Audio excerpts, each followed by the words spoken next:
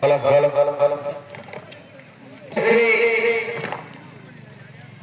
సుంకులమ్మ తల్లి శ్రీ శ్రీ ఆదిశక్తి పరాశక్తి పరంజ్యోతి శ్రీ సుంకులమ్మ తల్లి తిరునాళ మహోత్సవాన్ని పురస్కరించుకొని వైఎస్ఆర్ కడప జిల్లా పెద్దముడియ మండలం పెద్దముడియ గ్రామంలో రైతులకు పునరంకితమవుతూ ఏక రైతు సంబరాలు నిర్వహించడం జరిగింది. ఏక శేషపెద్దల విభాగంలో సమయం 20 నిమిషాలు. మొదటి బహుమతి సాధించిన వారు చాగంరెడ్డి లింగారెడ్డి గారు పొద్దురెడ్డిపల్లి గ్రామం మైదుకూరు మండలం జత 3643 అడుగుల దూరాన్ని లాగి మొదటి బహుమతి సాధించడం జరిగింది. రెండవ బహుమతి సాధించిన వారు ఏక కురుక్షేత్ర మహాసంగ్రామంలో లక్ష్మీ నారసింహ స్వామి ఆశీస్సులతో గొక్కుల రామగోపాల్ రెడ్డి గారు ఏరగొండ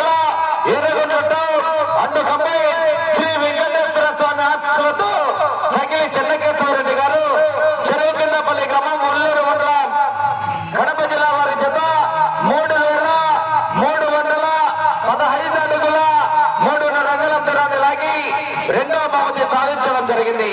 మూడవ బహుమతి సాధించిన వారు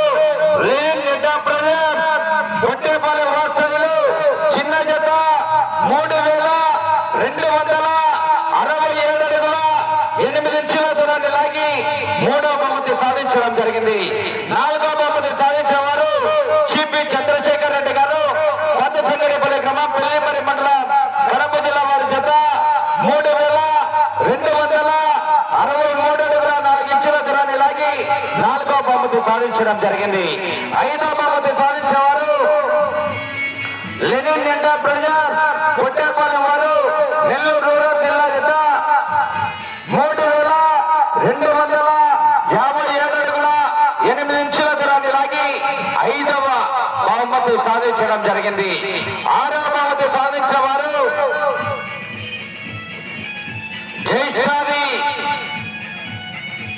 ఝాన్సీ గారు చల్ల బసాయపల్లె వాస్తవులు 2883 అడుగుల 2 ఇంచుల దూరాన్ని లాగి ఆరవ బహుమతి సాధించడం జరిగింది. ఏడవ బహుమతి సాధించిన వారు ఈఎల్ఆర్ ఈరగంరెడ్డి లక్ష్మిరెడ్డి గారు రౌత్రాన్పల్లి గ్రామం కాజీపేట మండలం జత 2824 అడుగుల 2 ఇంచుల దూరాన్ని లాగి ఏడవ బహుమతి సాధించడం జరిగింది.